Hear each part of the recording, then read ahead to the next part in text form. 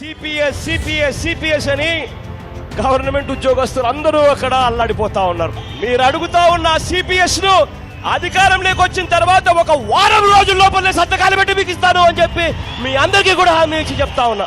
5 years later. వారంలో CPS రద్దు చేస్తానన్న జగన్ ఇప్పుడు నాలుక మడతేశారు. ఆర్థిక భారమంటూ మడమ తిప్పేశారు.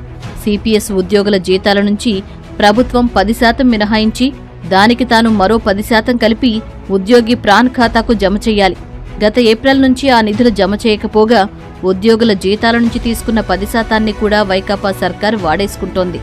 నెలకు 250 కోట్ల చొప్పున దాదాపు 2000 కోట్లు సిపిఎస్ ఖాతాలకు జమ చేయాల్సి ఉంది.